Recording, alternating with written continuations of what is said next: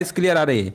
यहाँ पर देखिए क्वेश्चन नंबर, देखिए यहाँ पर टॉप 50 प्रश्नों की सीरीज चलती है रात को 8:30 बजे। गुड इवनिंग सभी को, गुड इवनिंग।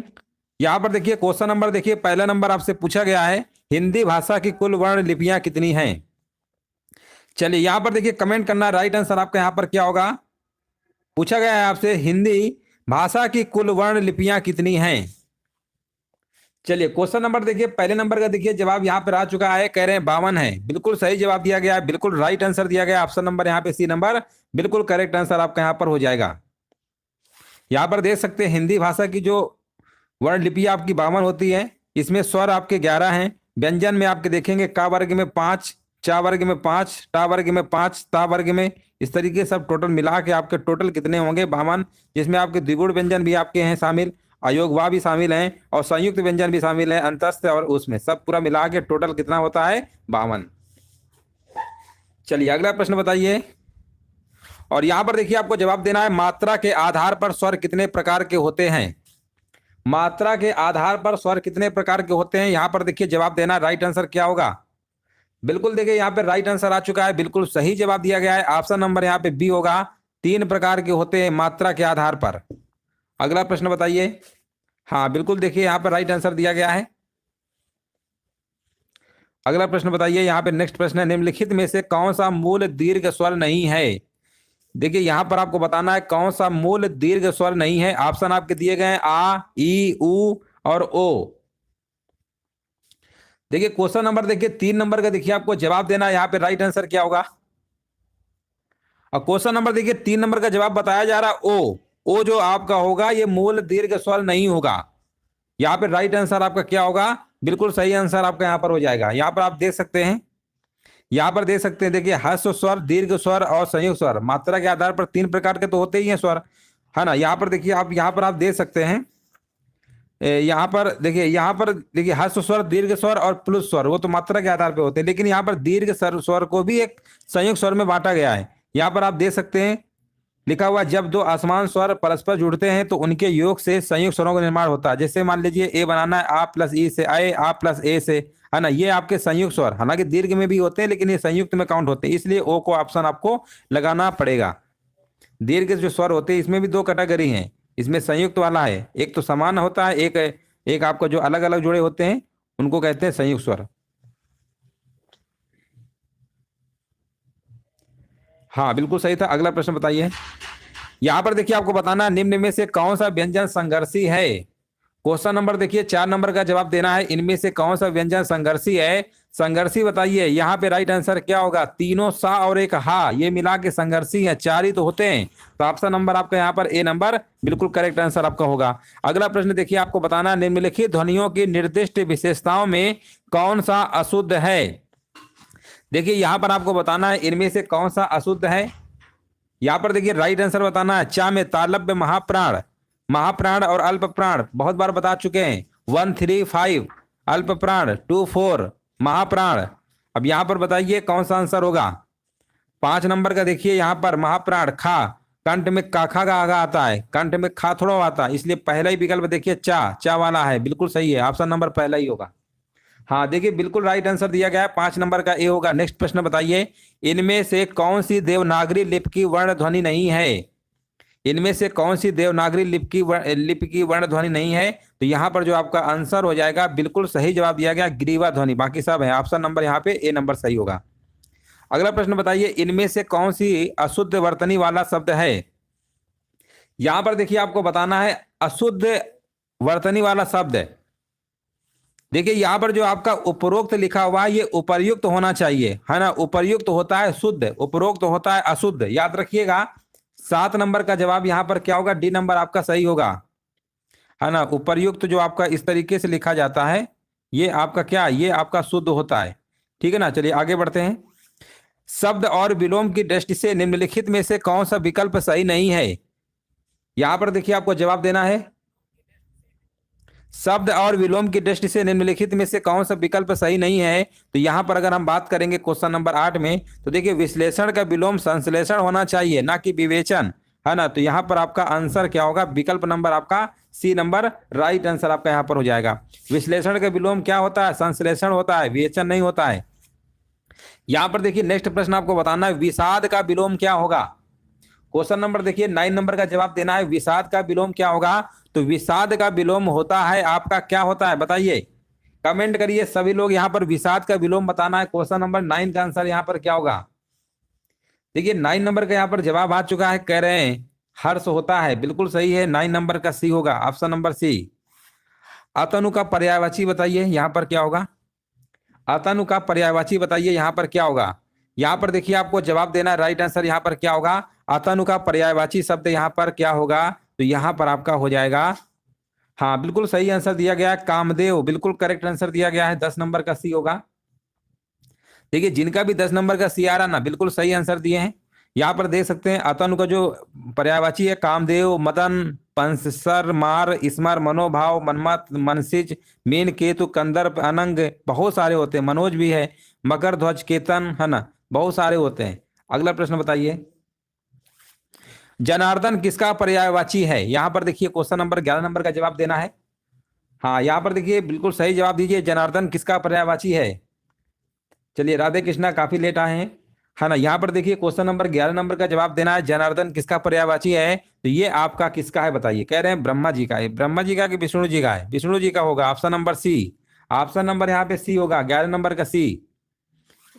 देखिए जनार्दन जो है विष्णु जी का पर्यायवाची है, और जनार्दन के अन्य पर्यायवाची हरि, लक्ष्मीकांत, कमलापति, अच्युत, चक्रपाणि, विभु, ये भी आपके होते हैं। अगला प्रश्न बताइए खगेश का देखिए यहाँ पर बताना है पर्यायवाची क्या होगा।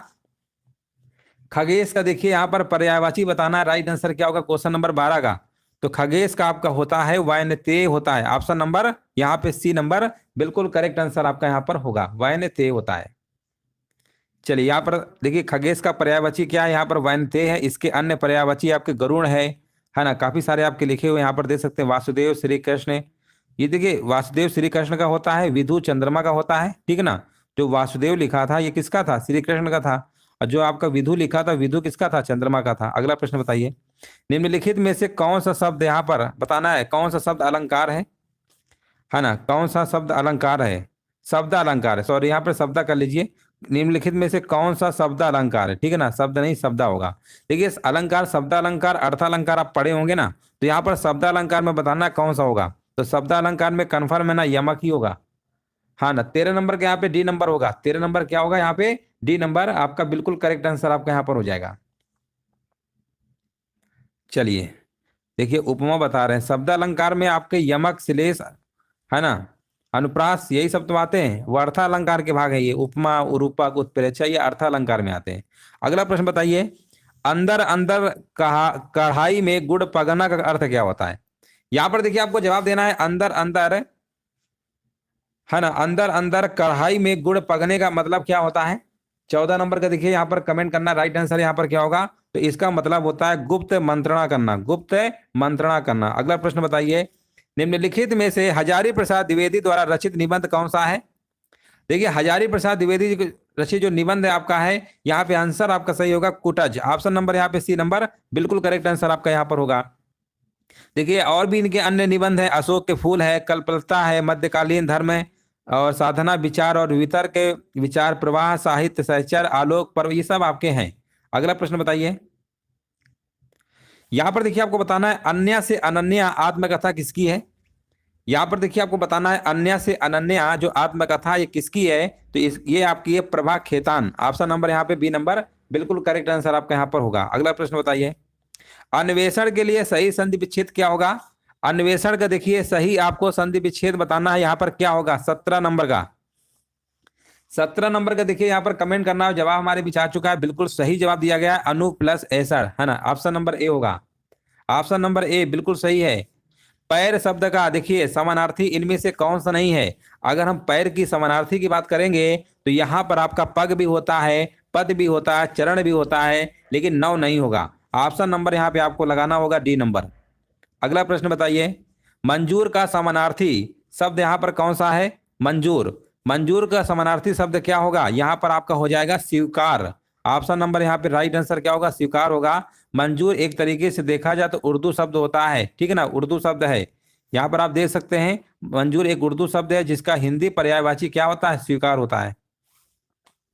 नेक्स्ट प्रश्न है, बहुत बार कराया है, 8 कनौजिया 9 चूल्हे लोकोक्ति का अर्थ क्या होता है? 20 नंबर में देखिए आपको जवाब देना है, 8 कनौजिया 9 चूल्हे लोकोक्ति का अर्थ क्या होता है? 20 नंबर का देखिए कमेंट करना, राइट आंसर यहाँ पर क्या होगा? बिल्कुल सही जवाब दिया गया है, अलगाव की स्थिति, बिल्कुल सही आंसर दिया गया है।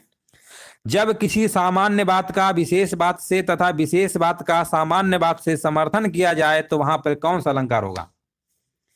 क्वेश्चन नंबर देखिए 21 नंबर का देखिए कमेंट करना है, राइट आंसर बताइए यहाँ पर क्या होगा। यह भी प्रश्न हमने आपको बहुत बार करा चुके हैं।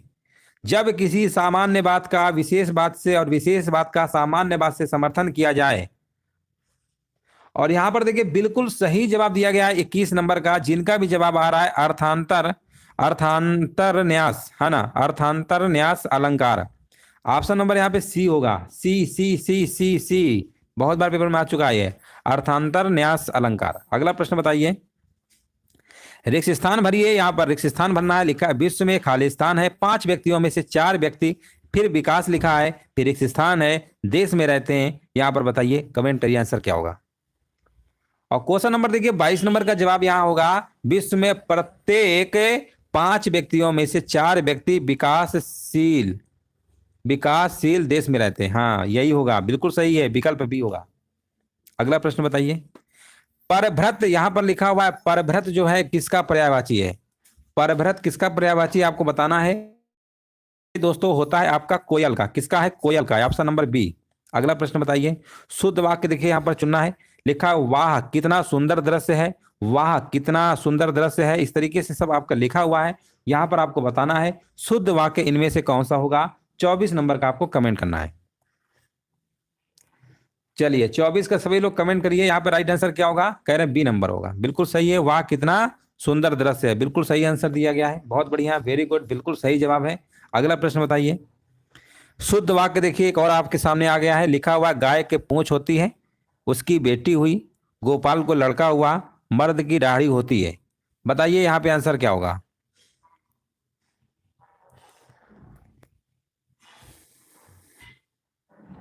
हाँ यहाँ पर देखिए 25 नंबर का जवाब यहाँ पर होगा, मर्द की दाढ़ी होती है ना, मर्द की दाढ़ी होती है, 25 नंबर आपका सही होगा। यहाँ पर आप देख सकते हैं, यहाँ पर आपकी मर्द की दाढ़ी होती है, सही है, उसको बेटी हुई, है ना, यहाँ पर जो आपका लिखा हुआ था, यहाँ पर ध्यान दीजिएगा, लिखा ना उसकी बेटी हुई, तो यहाँ पर क्या होना चाहिए था? यहाँ पर होना चाहिए था उसको बेटी हुई, है ना। अब यहाँ पर लिखा गाय के पूंछ होती है, यहाँ होना चाहिए था गाय की पूंछ होती है। गोपाल को लड़का हुआ, तो यहाँ होना चाहिए गोपाल के लड़का हुआ, गोपाल के लड़का हुआ। यहाँ पर देखिए सब लिखा हुआ है, गोपाल के लड़का हुआ, गाय के पूंछ होती है, उसको बेटी हुई, ये होता तब शुद्ध होता। चलिए अगला प्रश्न बताइए, भगवत गीता का संधि विच्छेद क्या होगा? भगवत गीता, चलिए 26 नंबर का देखिए कमेंट करना है, भगवत गीता का संधि विच्छेद है, तो यहां पर कह रहे हैं 26 का सी होगा, भगवत प्लस गीता, बिल्कुल सही है। अगला प्रश्न बताइए, पहला ज्ञानपीठ पुरस्कार किस लेखक को प्रदान किया गया था? यहां पर देखिए जवाब देना है, पहला ज्ञानपीठ पुरस्कार किस लेखक को प्रदान किया गया था, तो ये दिया गया था आपका जी शंकर कुरूप को, ऑप्शन नंबर यहाँ पे डी नंबर आपका सही होगा। वर्ण का अर्थ नहीं होता है, 28 नंबर में देखिए कमेंट करना है, वर्ण का अर्थ नहीं होता है, तो यहाँ पर आपका आंसर देखिए सुंदर नहीं होगा, बाकी सब है ना, यही नहीं होता है, अक्षर रंग जाति ये सब होता है, ऑप्शन नंबर यहाँ पे क्या होगा? डी नंबर, बिल्कुल करेक्ट आंसर आपका यहाँ पर होगा। अगला प्रश्न बताइए, यहाँ पर देखिए लिखा हुआ है कर का अर्थ टैक्स होता है, कर का अन्य अर्थ बताइए क्या होगा? कर का जो अर्थ होता है टैक्स तो होता ही है, बिल्कुल सही बात है, तो कर का अन्य जो अर्थ है वो आपको बताना है, यहाँ पर आंसर बताइए क्या होगा?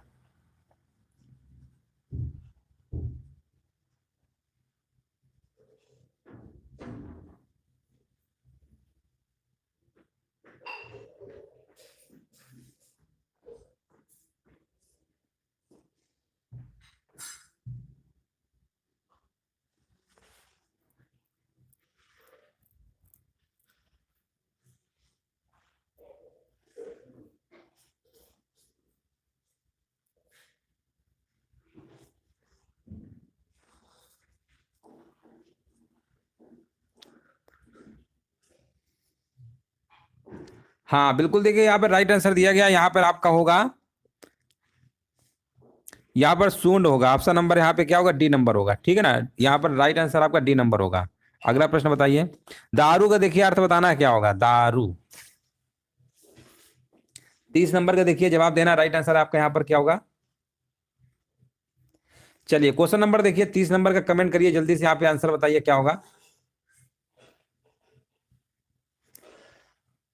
और यहाँ पर देखिए काफी लोगों के जवाब आ रहे हैं, यहाँ पर शराब को बताया जा रहा है, शराब होता है ना। ध्यान से देख लीजिए, आंसर गलत है, बाद में मत कहिएगा बताए नहीं है ना। चलिए 30 नंबर का देखिए, ये देखिए इसका आंसर आपका लकड़ी होगा। क्या होगा? लकड़ी होगा। ऑप्शन नंबर डी होगा, है ना। डी नंबर यहाँ पे सही होगा। देखिए यहाँ पर आप देख सकते हैं, देखिए ये दारू शब्द का अर्थ लकड़ी होता है। अगर ये दारू ऐसे लिखा होता है ना, तब इसका अर्थ शराब होता है। तो देखिए इन दोनों में देखिए थोड़ा सा देखिए अंतर है, ध्यान दीजिएगा इन दोनों शब्दों को, इन दोनों शब्दों को ध्यान से देखिए। अगर ये वाला पूछते तब शराब होता, लेकिन हमने दारू में ये वाला लिखा था ऊपर वाला, तब उसका मतलब होता है लकड़ी होता है, ठीक है ना। दोनों को देखिए डिफरेंस समझ लीजिए कि किस तरीके से लिखा होगा और क्या उसका मतलब होता है। उम्मीद है क्लियर हो गया होगा, है ना। प्रश्न देखिए हमने ये वाला पूछा था। चलिए अगला प्रश्न बताइए, निम्नलिखित में से कौन सा शब्द अन्य शब्दों से अलग है। यहां पर देखिए आपको बताना है इनमें से कौन सा शब्द जो है अन्य शब्दों से अलग है।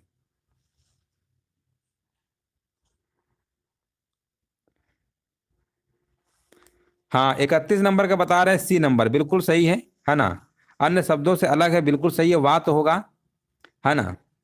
देखिए वात जो होता है, वात ये हवा का पर्यायवाची है, बाकी सब जल के हैं, ये सब आपके जल के हैं, ये सब आपके जल के पर्यायवाची है ना। ये आपका हवा का है, ये आपका हवा का है। तो ऑप्शन नंबर यहाँ पे सी नंबर सही होगा।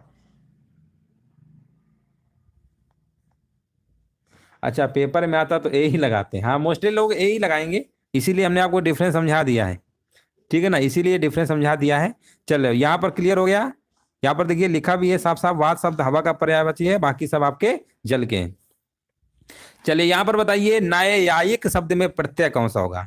न्यायिक शब्द में आपका प्रत्यय न्यायिक एक हो जाएगा, ऑप्शन नंबर पहले ही आपका सही है। अगला प्रश्न बताइए, कृदंत प्रत्यय किन शब्दों के साथ जुड़ते हैं। अगला प्रश्न देखिए आपको जवाब देना है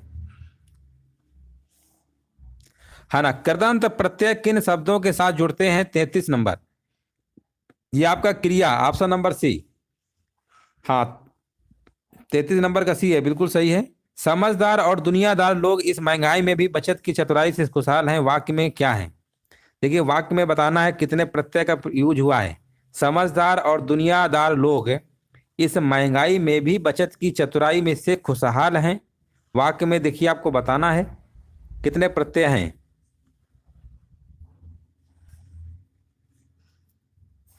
यहां पर देखिए 5 प्रत्यय हैं। कौन कौन से 5 प्रत्यय हैं? एक तो समझदार हो गया, समझदार में दार प्रत्यय हो गया, है ना। दुनियादार में इसमें भी आपका एक प्रत्यय हो गया। महंगाई में आई प्रत्यय हो जाएगा, आई, महंगाई में आई 3 हो गए ना। चतुराई में आई हो जाएगा, इसमें भी आपका आई प्रत्यय हो जाएगा यानी 4। खुशहाल में हाल, हाल प्रत्यय हो जाएगा, यानी टोटल 5 प्रत्यय।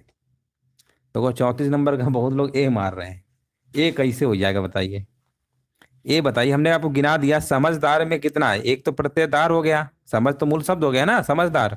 एक आपका दुनियादार हो गया, महंगाई में एक मान लो ये हो गया, एक चतुराई में हो गया आई आई, 2 इधर हो गए, 2 इधर रह गए, खुशहाल में 5 ही तो हो रहे हैं, 4 कैसे आ गए?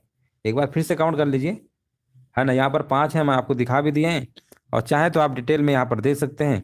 5 प्रत्यय हैं, कौन कौन से हैं? समझदार था आपका, दुनियादार था, महंगाई था, चतुराई था, खुशहाल था। सर हाल प्रत्यय नहीं होता है, तो देख लो ये लिखा है आपके स्क्रीन पे, है ना। इसीलिए हम आपको डिस्क्राइब भी लेकर आए हैं, ताकि आपको अच्छे से यहाँ पर एक्सप्लेन भी कर सकें। देखो होता है ना, ऐसा मत कहिए कि नहीं होता है, यहाँ पर होता है, ठीक है। चलिए आगे बढ़ते हैं। चलिए अगला प्रश्न बताइए, 35 नंबर लिखा हुआ है, जो संज्ञा सर्वनाम आदि शब्दों से जुड़कर नए शब्दों की रचना करते हैं वो कौन से प्रत्यय कहलाते हैं। चलिए यहां पर बताइए, जो संज्ञा सर्वनाम आदि शब्दों से जुड़कर नए शब्दों की रचना करते हैं कौन से प्रत्यय कहलाते हैं। तो उन्हें हम कहते हैं तद्धित प्रत्यय कहते हैं। ऑप्शन नंबर यहाँ पे आपका ए नंबर बिल्कुल करेक्ट आंसर आपका यहाँ पर होगा। अगला प्रश्न बताइए, मित्य व्यय का विलोम क्या होता है। मित्य व्यय का विलोम क्या होता है ना। यहाँ पर बताइए आंसर क्या होगा। मित व्यय का विलोम होता है अपव्यय होता है, ऑप्शन नंबर ए होगा। निम्नलिखित में से कौन सा शब्द है प्रभावी का विलोम नहीं है? देखिए प्रभावी का विलोम पूछा गया है, तो प्रभावी अगर हम बात करेंगे तो आपका विलोम अप्रभावी होता ही है, निष्प्रभावी भी होगा, प्रभाव शून्य भी होगा, लेकिन जो आपका अप्रयुक्त लिखा हुआ है ये आपका नहीं होगा। चलो आगे बढ़ते हैं। क्या बात है, अब लोग आंसर नहीं दे रहे, क्या बात है, डर गए क्या हिंदी में? देखिए प्रश्न है, अच्छे प्रश्न होंगे तो आपको थोड़ा दिमाग तो लगाना ही पड़ेगा, है ना। अगला प्रश्न बताइए, कंठ तालव्य जो है दीर्घ स्वर वर्ण का उदाहरण कौन सा है? कंठ तालव्य की बात करेंगे, हमने बहुत बार कराया, ए और ऐ यही आपके कंठ तालव्य में आते हैं, तो ऑप्शन नंबर आपको डी नंबर लगा देना है। देखिए यहां पर बताना है करपट का तद्भव रूप क्या होगा? करपट का बताइए, करपट का तद्भव रूप क्या होगा? 39 नंबर में करपट का तद्भव रूप क्या होता है? इसका होता है कपड़ा होता है। किसका? कपड़ा। ऑप्शन नंबर यहाँ पे क्या होगा? डी नंबर बिल्कुल सही होगा। अगला प्रश्न बताइए, निशा का विशेषण रूप है निशा। निशा का देखिए विशेषण रूप पूछा गया है, तो निशा का यहाँ पर आपका नयस होगा। क्या होगा? नयस। ठीक है ना, यहाँ पर आप देख सकते हैं लिखा हुआ है निशा का विशेषण रूप नयस होगा, जबकि निशाचर से तात्पर्य रात में विचरण करने वाला, निशीथ का तात्पर्य मध्य रात्रि से तथा निशांत से तात्पर्य निशा का अंत यानी रात्र का चौथा पहर से आपका होगा। अगला प्रश्न बताइए, आपकी स्क्रीन पर है, अभ्यास का विशेषण रूप क्या होगा?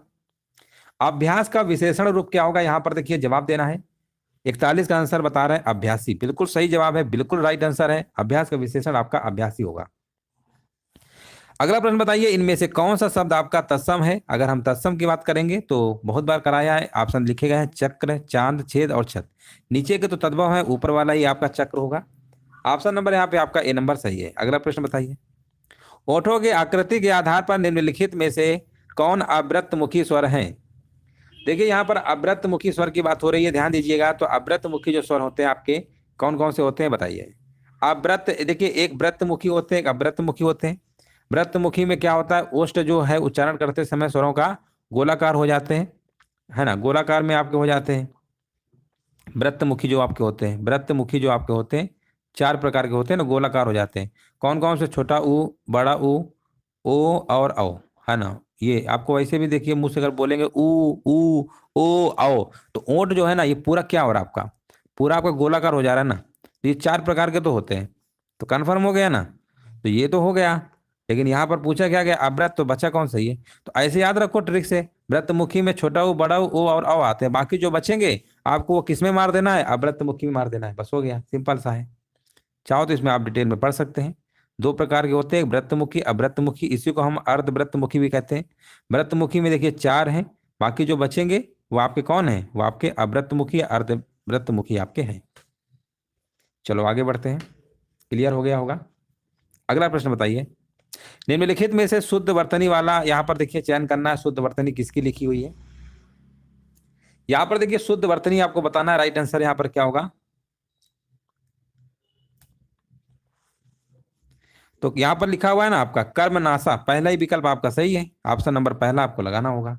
अगला प्रश्न बताइए, जिन पंक्तियों में नायक नायिका के संयोग या वियोग का वर्णन होता है वहां रस की दृष्टि से कौन सा रस होता है? तो वहां पर दोस्तों आपका होता है श्रृंगार रस, ऑप्शन नंबर डी होगा। वर्तनी की दृष्टि से यहां पर देखिए आपको बताना है शुद्ध शब्द यहां पर कौन सा है? शुद्ध शब्द है।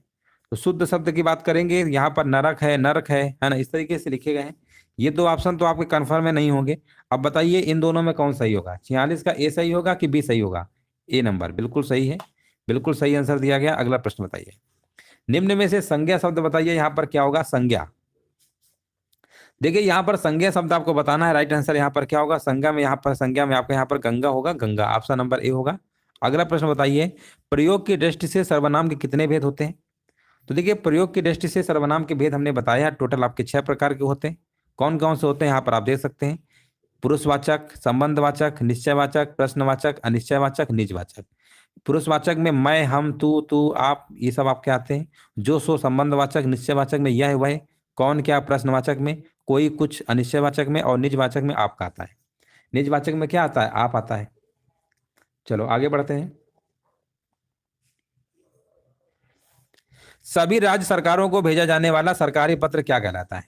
सभी राज्य सरकारों को भेजा जाने वाला जो सरकारी पत्र होता है वो क्या कहलाता है? उसे हम दोस्तों परिपत्र कहते हैं। क्या कहते हैं? परिपत्र।